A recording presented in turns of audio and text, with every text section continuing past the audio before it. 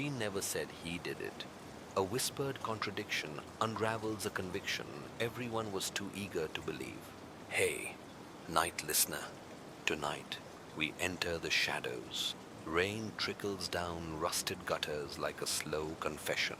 Street lights buzz overhead, dim halos in a world that stopped believing in saints. Your footsteps echo louder than they should, like someone else is walking just a beat behind. You don't turn around. Not yet. If this story found you, maybe it's because you've been followed too. So, before we vanish into this mystery, like the video and subscribe only if you can handle the truth buried beneath the lies. Drop a comment with where you're listening from and tell me, do you chase the truth, the thrill, or the justice? Now lock your doors, take a deep breath, and follow me into the dark. The trial ended 2 years ago. The jury was unanimous. The headlines were simple: convicted in 7 days. But nothing about her testimony was simple. You remember watching her on the stand, not because of what she said, but because of what she didn't. She never pointed, never cried, never even looked at the man they said did it. And now, here you are, in a coffee shop half a state away, 2 creamers in your cup and a recording in your pocket. You've listened to it 12 times tonight. A voicemail, unsent, saved in the draft folder of a phone recovered from her apartment after she disappeared last month. Her voice shaky, quiet. I never said it was him, just that. No context, no timestamp. You knew, but pretended you didn't. Because if she's right, if she never said what they all believed she did, then everything falls apart. You dig up the transcript from the trial, her statement, word for word. She describes the hallway, the scent of bleach, a tall figure, a broken watch, a muffled voice, but she never says his name. Only when the prosecutor pressed did the meaning get filled in. Is the man who hurt you in this courtroom? Her answer: I think so, but not yes, not him. Think, not no. You scan further. You find her exact quote, one you'd highlighted in the margins years ago. I remember the shoes, brown, polished. I don't think he expected me to see them. The accused wore sneakers that night. You found the booking photo, the video from the holding cell, the affidavit signed by the arresting officer. Not shoes, sneakers, old, white, frayed. You feel it in your chest, a slow, crawling cold. What if everyone was looking at the wrong man? What if she never said anything because she didn't know who it was? Or worse, because she did, and was protecting him. It was never about the truth. It was about control. You replay the voicemail again. I never said it was him. A pause. But if I say otherwise now, what happens to everyone who believed me? Everyone lies, especially the quiet ones. The umbrella that wasn't hers, found near the scene, closed and clean, just like the lie it held. Rain had fallen that night, thick and angry, pooled at curbs, hammered windshields, made the city feel like it was leaking from the sky. She didn't carry an umbrella. You were sure of it. She always said umbrellas were a kind of cowardice. If it's going to rain, she once told you, then let it soak you. That's the deal.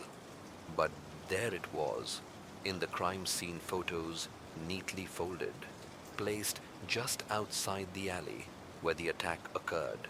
A slim black umbrella with a curved wooden handle and one silver monogram burned into the shaft. S.P. Her initials. You knew, but pretended you didn't. Because she didn't own anything that elegant. Because the initials weren't even hers. She was born Sarah Parker, but she never used those initials. She signed her artwork S.L., her mother's maiden name, Laramie. That umbrella belonged to someone else. You dig up the inventory list from evidence lockup. The umbrella was logged, photographed, tagged as hers, then returned to next of kin. Except she didn't have next of kin, not in the legal sense, but someone signed for it. You track the signature, Sebastian Pierce. Name doesn't match any court file. No witness log, no public relation to her. But he exists. Former professor. Taught her art history freshman year. Left the university under vague circumstances around the time of the trial. You find a faculty photo. He's holding something. The same umbrella. Only in that photo, it's open. You zoom in. The lining is red silk. But in the crime scene photo, black. So either it's not the same umbrella or someone replaced it. You check the timestamp metadata. The crime scene photo was edited, cropped, resaved with a newer date. It was never about the truth. It was about control. You wonder what the umbrella was really hiding. Something carried in, or something taken out. You read the detective's notes again. One line stands out. No blood on the ground. Rain washed it away. But the umbrella was dry, untouched, clean, like it had never seen the storm. And suddenly, you realize maybe it hadn't. Maybe it was planted. A misdirection in plain sight. Everyone lies, especially when they leave props behind to make you stop asking real questions. The missing 10 seconds of tape. Surveillance footage skips at just the moment truth might have surfaced. You watch the footage again, frame by frame. The timestamp pulses in the corner like a nervous eye. Midnight. A quiet street. Storefronts closed. Rain painting the pavement silver. She enters from the left. Hood up. Hands buried in her coat. You count her steps. 22 paces until she passes the deli. 23 to the alley. 24. Then nothing. 10 seconds of static. And then she's gone. Not gone like vanished, just no longer on camera. The feed resumes with an empty sidewalk. Time moves forward. She does not. You knew, but pretended you didn't. The official story says she turned into the alley at 000813. That's where the assault happened. The attack, the blood, the screams someone swore they heard but never called in. The problem, the camera watches the alley too, and it sees no one go in, no one come out, just those missing 10 seconds. You rewind, zoom in, right before the glitch. There's movement in the window across the street. A curtain twitches, light blinks out. Someone was watching, and someone didn't want it to be seen. You pull the original raw file. It's been converted, compressed, processed through third-party software. The metadata is scrubbed clean, but one artifact remains. Recovered with Redpath utility, version 3.4. You track it, find the company, small tech firm in Boston. You call, ask about the software. They tell you Redpath doesn't recover it patches.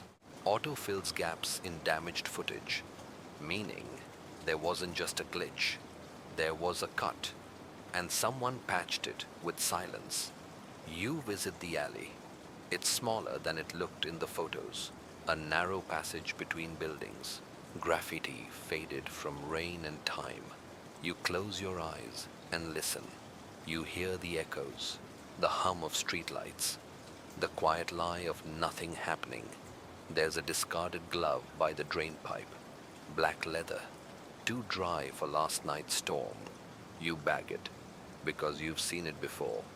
In the corner of the screen, one frame before the tape skips. It was never about the truth. It was about control. You call the station. Ask who submitted the footage. They say it was provided anonymously. Of course it was, because truth doesn't disappear on its own. It has help. Everyone lies, especially the ones holding the scissors behind the curtain. The photograph nobody took. An image appears on a flash drive that no one admits owning. The envelope arrives without a return address, no postmark, just your name, handwritten in tight, slanted strokes. You don't open it immediately. Something about it feels expectant, like it's watching you back. Inside a flash drive, no label, no explanation. You plug it in, one folder, one file. Witness this room, JPG. You open it, and your stomach clenches. It's a photo of the courthouse's witness waiting room.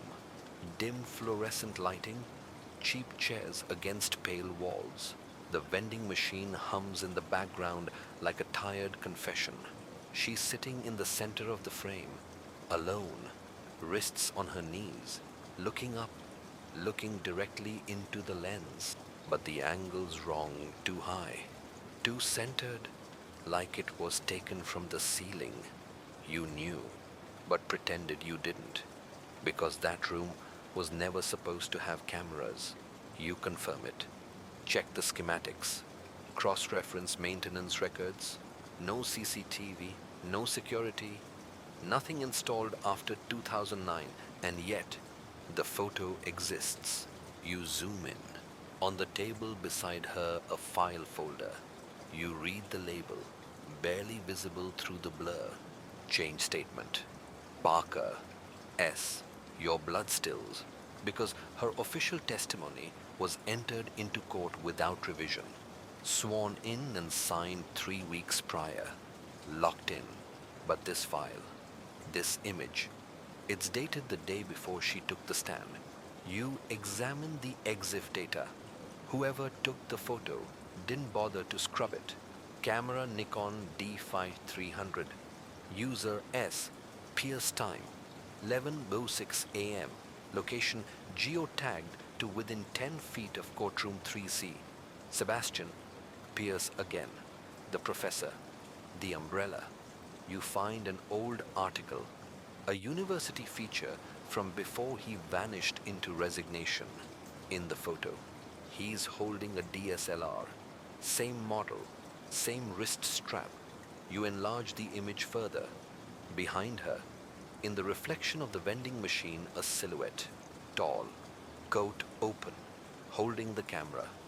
Not a surveillance photo, a portrait. She posed for it, which means it wasn't taken in secret. It was agreed upon, planned. You cross-check the file folder name, change statement. You search the court records. There was never a resubmission, no amendments, no declarations of intent to revise. But she was going to change her story, and someone stopped it, or worse, rewrote it. It was never about the truth. It was about control. You print the photo, slide it into your wall of evidence, and notice something new, tucked in her jacket pocket. The corner of a photograph, faded, torn, just enough of a face to make your heart drop. Yours. Everyone lies, especially the ones who make sure the story looks perfect just before it gets burned. He knew her middle name. The accused slips, revealing knowledge the witness swore he couldn't have had. It happens on the 4th day of trial. You're sitting in the back row, one leg bouncing, your hand cramped from scribbled notes. The prosecutor's voice is dry, mechanical, going through motions, stacking blocks of truth like they'll never fall. Then the accused speaks. He's calm, pale, polite. The jury likes him more than they're supposed to. The defense prompts, "Tell us what you remember." And he says it. "I remember Sarah Lynn trembling. I didn't know why." You blink. No one reacts. But there it is. Lynn, her middle name. She never told it in court. Never used it online. You check her profile pages, her official statement, the sworn affidavit. Everywhere, she was Sarah L. Parker. Only people close to her, very close, knew the Lynn. You knew, but pretended you didn't, because to admit it meant admitting he knew her, that the story, their story, went back further than the court allowed. You dig up a high school yearbook. She's in it. So is he. 2 grades apart. No clubs in common. Different photos, different pages. But in the back, an autograph. Faded pen across the margin of a group photo. Stay weird. Lynn A. His handwriting. You bring it to a handwriting analyst. They don't even hesitate. It's his. So why did she say she didn't know him? You check her intake statement again. When the detective asked, "Have you seen him before?" she answered, "Sefer, not once." Lie. A small one, but a doorway. You return to the courtroom recording. After he says, "Lynn," her face shifts. Not fear, not surprise, guilt.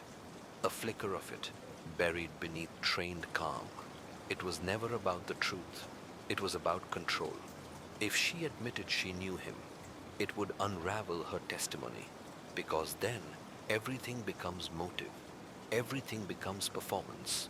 You wonder what happened between them, what got erased before the trial ever began, what quiet deal was made under the weight of a truth no one wanted spoken aloud. The prosecutor never asked about it.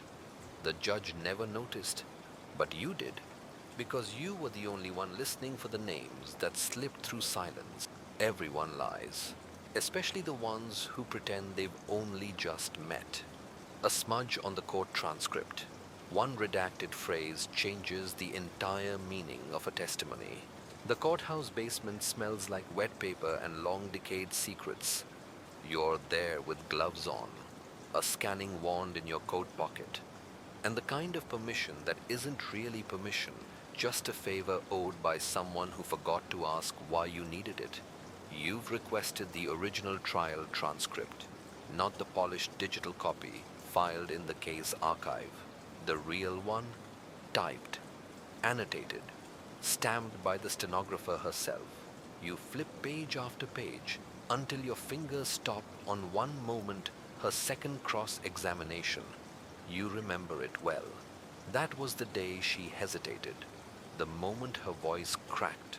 On the official copy, it reads, "Q, did the defendant speak during the attack?" A yes. He said, "Don't scream." But here, in the original, there's a smudge, a thumbprint, faint and dusty, right beneath that line, and something else, pressed underneath the typeface. You can make it out in certain light. Like last time, you knew, but pretended you didn't.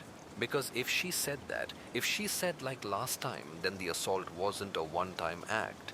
It was repetition, which changes everything. The prosecution's case was built on randomness, a chance encounter, a sudden act, no history.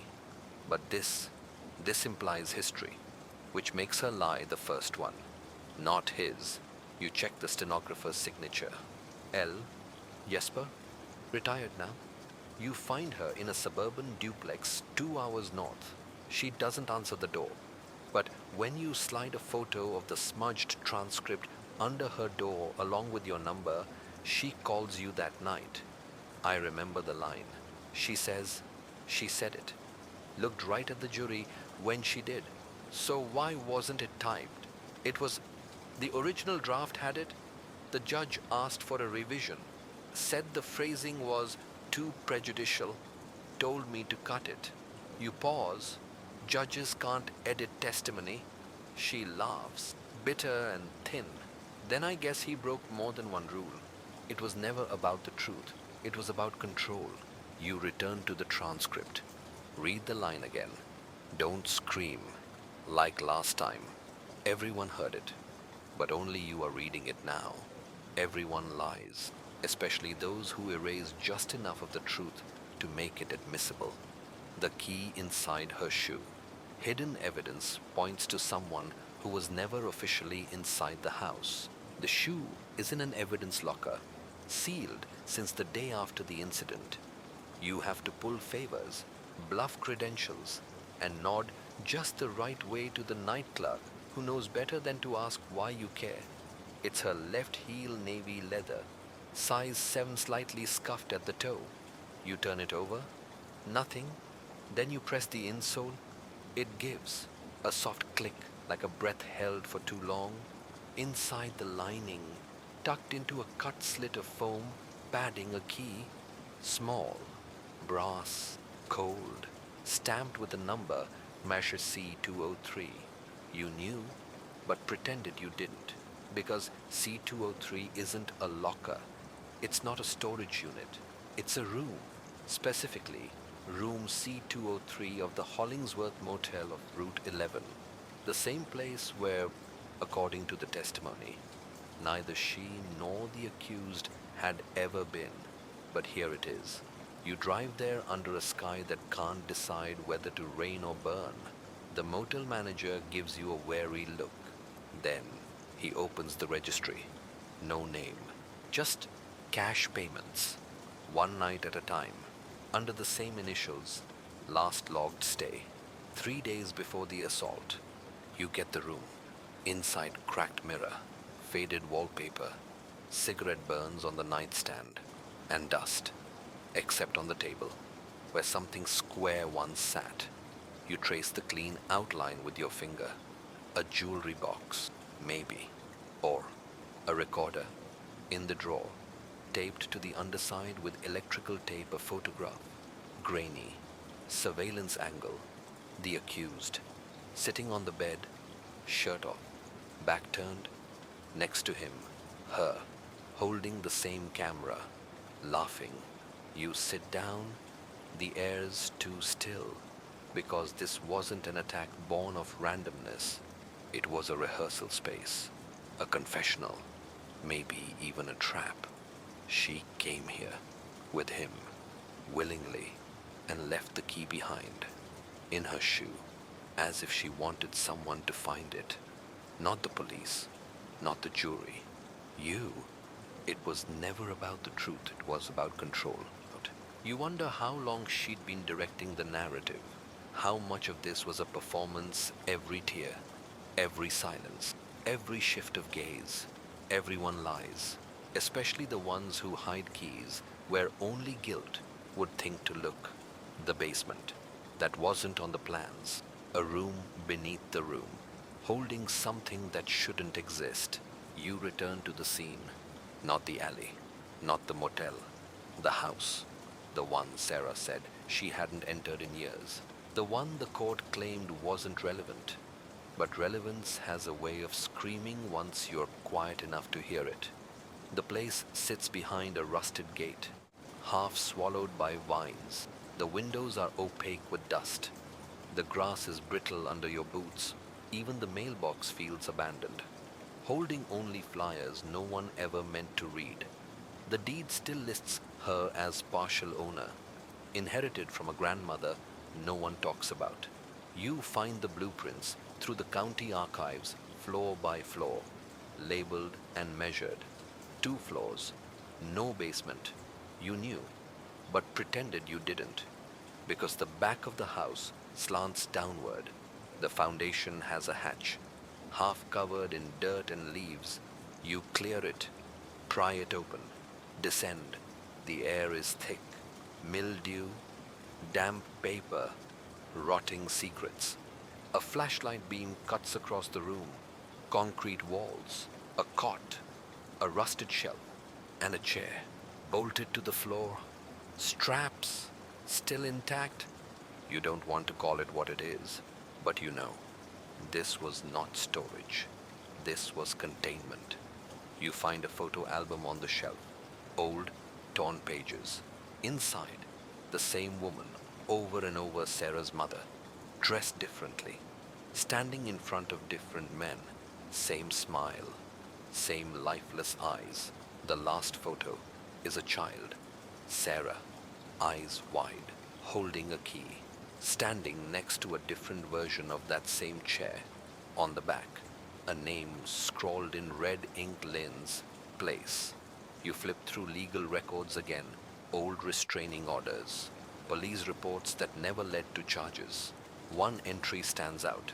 Subject claims recurring dreams of being held in basement by maternal figure. Describes room in detail. No physical evidence located at reported property. Because they searched the wrong one. You checked the timestamp on the property record. The basement hatch wasn't there until 5 years ago. Built after the police stopped looking. By Sarah. A hidden space. A memory made real. Or worse, relived. It was never about the truth. It was about control. You scan the walls again. A single nail has something hanging. A scarf. Faded red. You've seen it before. In courtroom evidence. Claimed as belonging to the accused. But here it hangs. Dusty. Undisturbed. Long before the attack. Planted or pre-owned. Everyone lies. Especially the ones who bury their pasts deep enough to call them foundations. She cried. But not at the right time. Emotional performance is everything. And hers doesn't line up. You rewatch the courtroom footage, not because you want to, because something's off, and it's been haunting you ever since the key and the scarf and the basement that shouldn't be. Sarah is sitting on the stand. Her hands are clasped too tight, turning pink at the knuckles. The lighting above her makes her seem almost angelic, if angels shook slightly and blinked too often. At the exact moment the prosecution shows the jury a photo of the alley, the one with her silhouette walking in. Not out, she doesn't react. Nothing. No tremble. No break. Then, 35 seconds later, during a question about her childhood, she chokes, tears, full breakdown, but not when she's asked about the attack. Not even when she describes being grabbed or thrown to the ground. Only when the lawyer says the word mother. You knew, but pretended you didn't. Because when trauma arrives out of order, everyone's too polite to notice. You line up a timeline, map every emotional cue to every statement. The results are impossible to ignore. Alleged assault description, measured. Alleged attacker's name, blank stare, vague references to past family events. Full distress. It wasn't just a reaction. It was a cue. You scroll further into the footage. There's a moment when the defense tries to admit the motel photo into evidence. The one you now know shows her and the accused laughing together. Objection is immediate. Sustained by the judge. Sarah turns her head slightly. You zoom in. She smiles. Barely. But there, like a stage actress nailing her line, knowing the next one will steal the scene. It was never about the truth. It was about control. You dig deeper. Look into her college background. Theater minor. Summer internship with a crime reenactment troupe. The kind used in courtroom TV dramatizations. She didn't just know how to tell a story. She knew how to sell it. You cross-reference her breakdown during the trial with one of her college performances, a dramatization of the glass menagerie. Same head tilt, same timing, same pause before the tears. The witness stand wasn't her confessional. It was her stage. Everyone lies, especially those who cry at the wrong time for all the right reasons. A voice on the line that should be dead. A recorded call from a man the court says is long buried. You find it buried in a backup folder. A voicemail left on a burner phone Sarah used during the trial. One the prosecution never entered into evidence because it was discovered too late. You only have it now because a retired IT tech saved a copy to prove the department once ignored a warrant. The timestamp 2:11 a.m. 2 days before the verdict. You press play, and what you hear shouldn't exist. Lynn, you said you'd handle it. This wasn't the deal. You know it wasn't. The voice is hoarse, familiar. Then another line, quieter. If I go down for this, you're coming with me, and they won't bury you with sympathy. The call ends with a breath, a click, silence. You freeze because you recognize the voice. So does every juror who watched the trial. It's the accused. The same man declared dead by suicide in holding, the one found with a rope, a note, and a jail cell camera mysteriously offline for 7 minutes. You knew, but pretended you didn't, because dead men don't make midnight phone calls. You run the voice through a profiler. Voice matching software confirms a 97% match. You send it to a former FBI linguistics expert. He calls you back 10 minutes later, whispering like you're both being watched. That's not a voicemail from a ghost. So either he faked his death, or someone faked it for him. You pull the coroner's report. Name Dr. Elias Munro. Retired now. No disciplinary action. But you find a payment trail, a transfer of 40,000 into an offshore account 5 days after the autopsy. From an anonymous shell corp. You track the registration. Guess who it used to be, linked to Sebastian Pierce. Again, umbrella, photograph, testimony, and now, a body that maybe wasn't a body at all. It was never about the truth. It was about control. You stare at the waveform of the voicemail, replay it. The second time, you hear something new in the background, a faint rhythm, a train. You run it through an ambient sound locator. Matches a track that runs through New Haven, Connecticut. You check death records. There's no transportation of remains listed, no cremation release, because maybe he walked away. Maybe he wasn't the one they were meant to find. Everyone lies, especially the dead. The case file with 2 dates.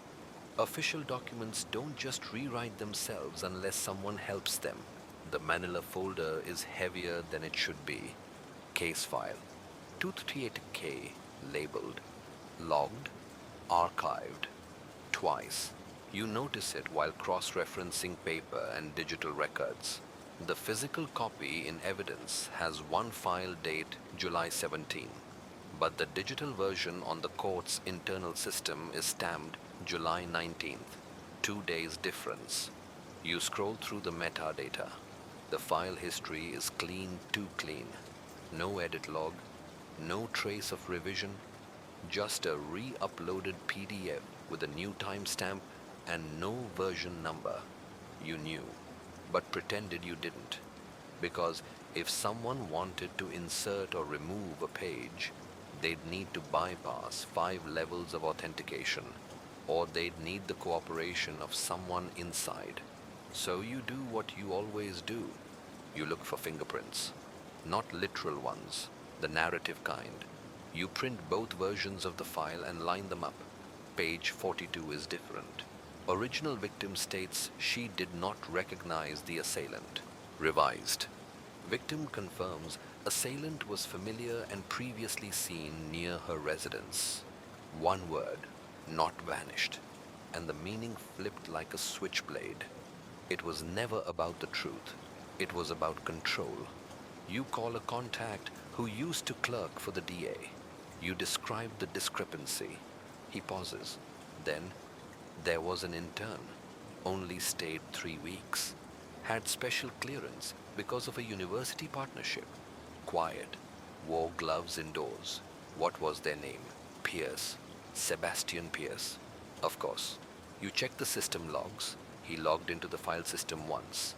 On July 18, at 2:03 a.m., his clearance was revoked a week later. No reason listed. You look at the ink on the paper copies. The revised page doesn't match the printer toner used on the rest. It's newer, fainter, like someone slid it in after the fact. You turn to the last page of the file, an officer's statement that was never quoted in court. The victim hesitated before confirming identity. Looked to the gallery, then spoke. Quote, "They wanted to be him, so fine, let it be him."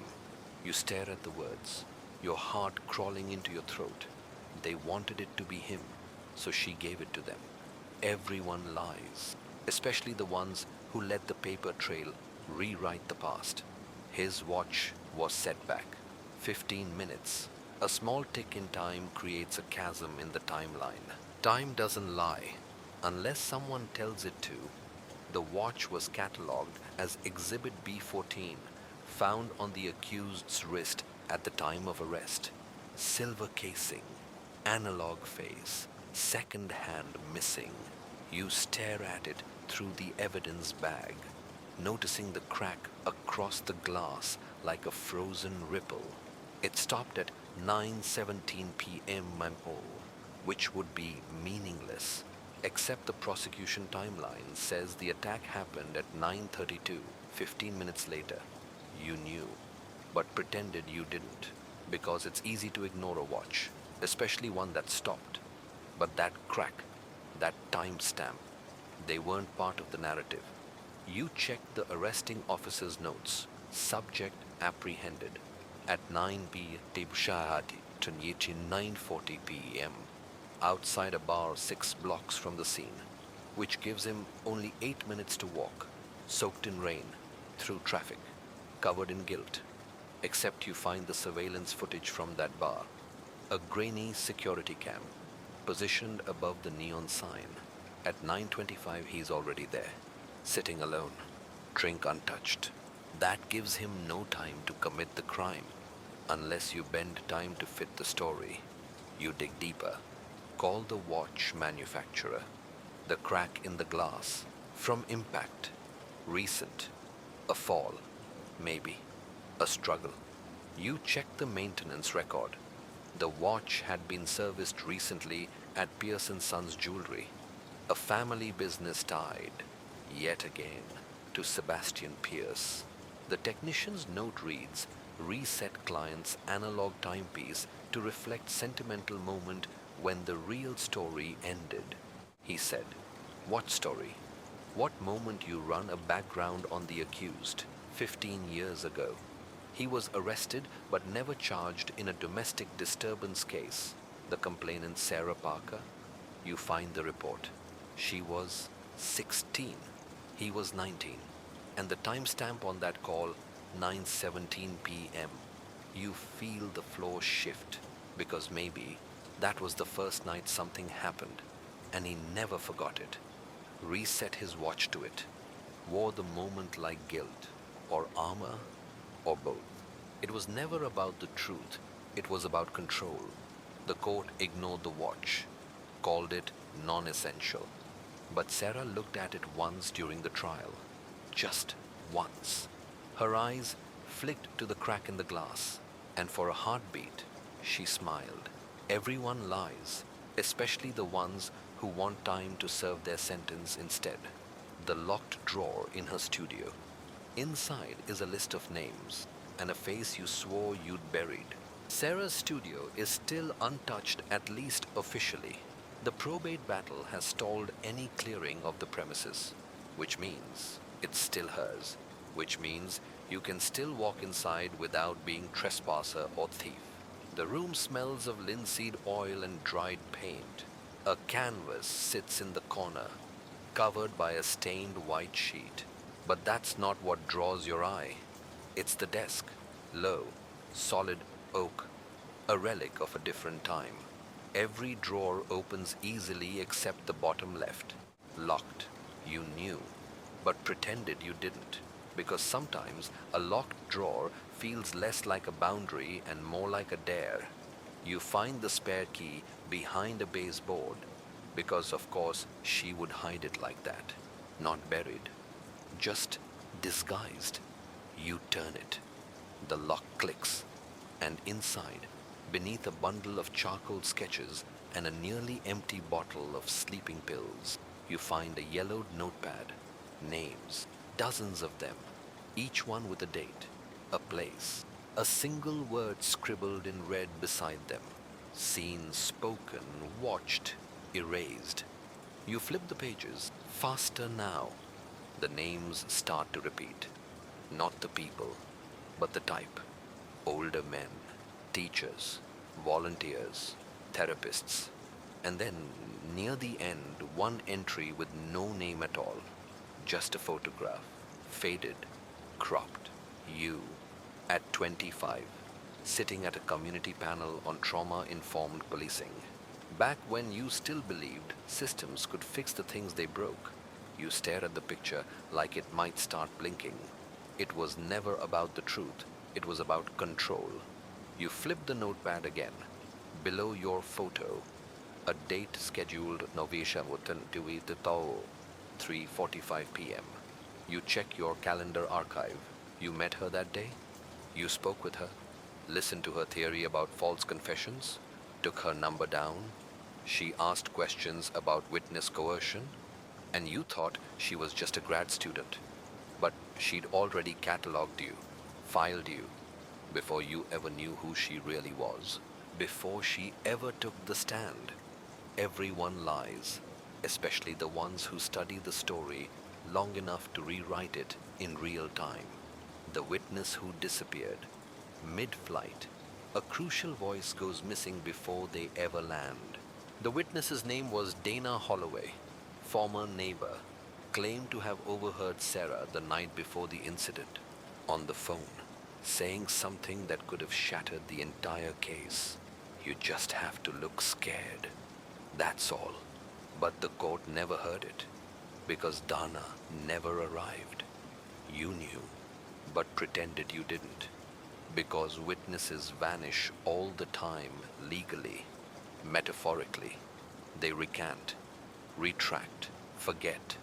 But this one, she vanished mid-flight. You pulled the manifest for flight 821 from Chicago to DCC. Dana boarded. Seat 17C. ID confirmed. Checked baggage. Time-stamped boarding pass. But when the plane landed, she wasn't on it. No record of removal. No medical emergency. No air marshal report. Nothing. Just a ghost in a middle seat. You reach out to the airline. After enough pressure and veiled threats, they hand over surveillance from the jet bridge. Dana boards, rolling suitcase, coffee in hand. But after the flight lands, the camera only catches 192 passengers leaving. Manifest says 193. You dig deeper, find a security contractor hired on that flight. Private firm. No official affiliation with TSA. You trace the payment for the security firm. Bank records, account trail, Shell Corporation, owner S, Pierce Investigations, LLC. It was never about the truth. It was about control. You look again at the timestamp. Dana vanished 2 days before the court was set to reopen deliberations on witness tampering. Coincidence? No, because you receive a call that night. Blocked number. You answer anyway. It's Dana. Her voice is tired, distant. There's wind in the background. I shouldn't have agreed to fly, she says. Where are you? A pause. I'm safe now, but I can't testify. It's not about him. It never was. Then the line goes dead. No redial. No trace. You knew her voice, and you knew what she really meant. It was never about the accused. It was about the narrative, and who had permission to disrupt it. Everyone lies, especially the ones who disappear at 30,000 feet without anyone asking why. The envelope that arrived empty but leaked ink. A message meant to be read by no one and seen by only one. You find it waiting in your mailbox. No stamp, no sender, just a plain ivory envelope creased at the edges, corners slightly damp. You knew, but pretended you didn't, because you've been receiving strange things lately, articles clipped without context, black and white photos without names, text messages that vanish before you can screenshot them. But this envelope feels different. It's sealed. You hold it up to the light. Nothing visible inside. You open it, and sure enough, empty, except the paper smells like old toner and rust. You tilt the envelope. A dark droplet smudges your thumb. Ink, fresh, bleeding through the corner seam. You flatten the envelope and see it a slow bloom of words rising under the pressure of your palm. Invisible ink, heat activated. The letters emerge like bruises, 3 lines, scrawled in a frantic hand. They'll believe her because she practiced more. Tell the judge I'm sorry. There's no signature. But the paper hums with recognition. You check it against previous handwriting samples. A note pulled from the accused's high school journal back when you thought his past was just adolescent nonsense. It matches, and the ink. Forensic testing reveals it's printer toner, cut with lemon juice, crude, but effective, designed to vanish unless activated. It was never about the truth, it was about control. And this was the control slipping. You check courthouse records. No note was submitted in the official suicide file. The jail claimed the message found near the accused's body read simply, I did it. Let it end. But that handwriting doesn't match. The ink permanent, no fading, no inconsistency. You compare it to this new message and realize someone faked the suicide note, but not just anyone, because you notice something else in the corner of this envelope, faint, embossed initials, SP, Sarah Parker. Everyone lies, especially the ones who make sure the wrong note is left behind, and the real one finds only you. The confession hidden in a painting, a portrait meant for gallery walls, doubles as a map of guilt. You return to the studio. The door creaks louder this time, like the house itself is wary of you now. The painting still sits beneath the white sheet, untouched. You hesitate, then pull it off. What you see stops your breath. It's a portrait large, nearly life-sized. The brushstrokes are aggressive, layered thick, full of unrest. But it's not abstract, not symbolic. It's him, the accused, rendered in chilling detail, his eyes too glassy, the mouth caught between a scream and a smirk. Behind him, shadows shaped like hands, clawing at the air, and around his neck, a red scarf, the same one you found in the hidden basement. You knew, but pretended you didn't, because art is easy to dismiss. Metaphor, interpretation, a way to release emotion without consequence. But this is documentation. You flip the canvas. A small key is taped to the wooden stretcher bar. Tied to it, a tag for when they forget what really happened. You scan the painting again, this time more closely. There are layers beneath the surface colors bleeding through. You shine a black light. Underneath the brushstrokes, hidden in phosphorescence, words, smeared, shaky. I did what you asked, but you made me hate it. So I painted the truth. The pigment used, verified to be blood-based dye, mixed into the red. No one would have noticed unless they were looking for it. It was never about the truth. It was about control. The gallery Sarah submitted this to 6 months before the trial rejected it, called it too visceral, but you find a note from the curator in the digital archive model appears familiar. Legal concern. Decline politely. The model wasn't hired. He was remembered, photographed, painted from guilt. Everyone lies, especially the ones who confess in ways no jury would believe even if they saw it in color. A child's drawing that matches the crime scene. The innocence of a crayon sketch reveals something no adult could explain. The drawing arrives in an envelope slipped under your door. No stamp. Just a sticker in the corner, faded yellow, shaped like a star. The kind a teacher gives when a kid spells something right. Inside folded construction paper, pink, and the drawing, crayon, thick lines, clumsy hands, a house, a stick figure with long hair, another figure with X's for eyes, and blood, red scribbles all over the sidewalk. You knew, but pretended you didn't, because the scene is unmistakable. It's the alley where it all began. The stick figures matched too perfectly. One tall, one short, one holding something. You check the label in the bottom corner, written in careful block letters, by Mila, age 6. You dig. Sarah volunteered part-time at a shelter, worked with children from displaced homes, taught art classes on Saturdays. You find a group photo.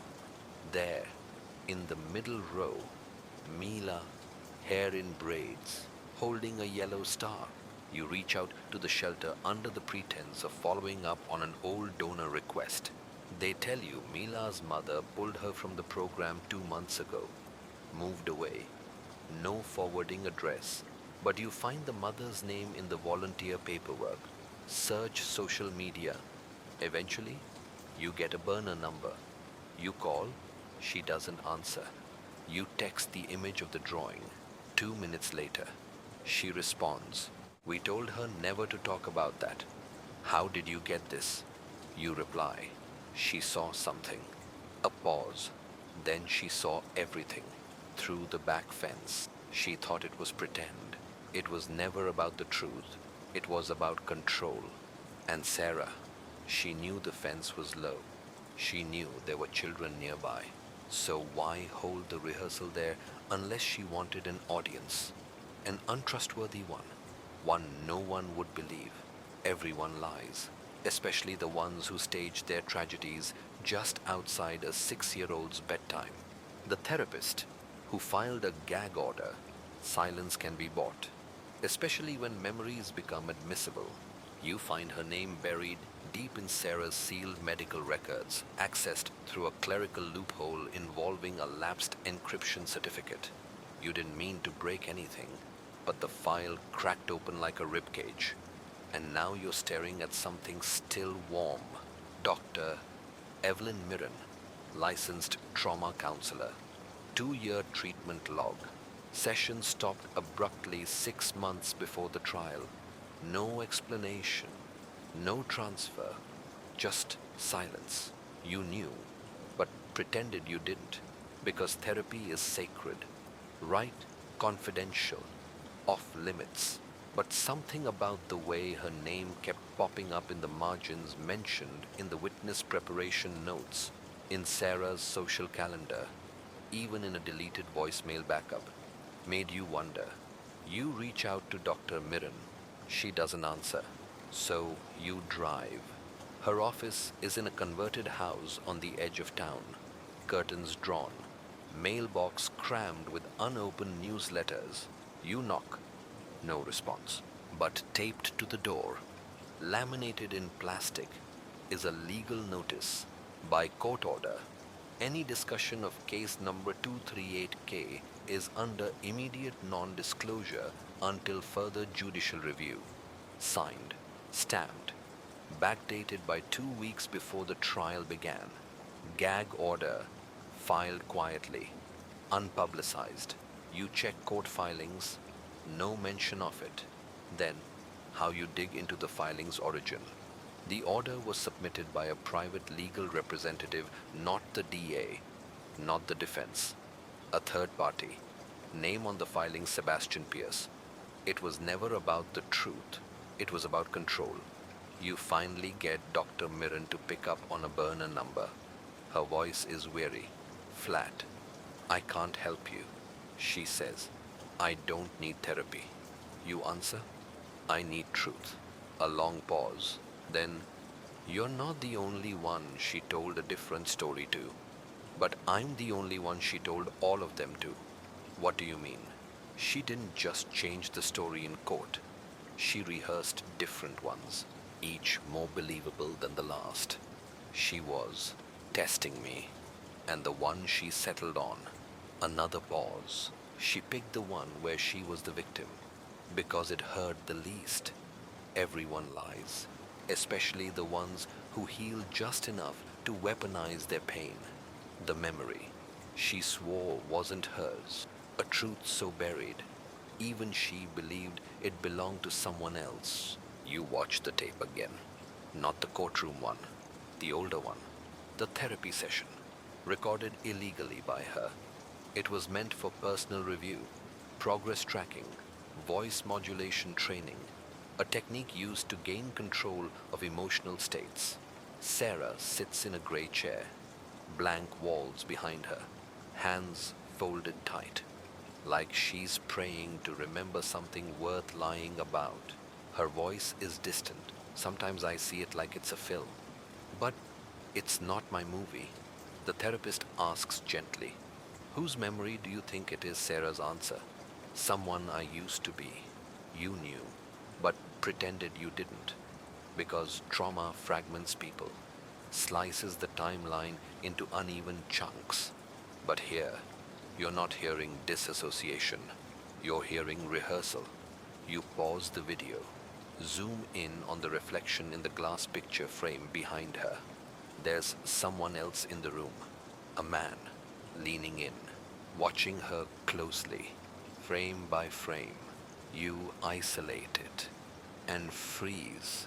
Sebastian Pierce, no official presence in her medical files, but there he is, close enough to feed her lines, far enough to stay out of legal reach.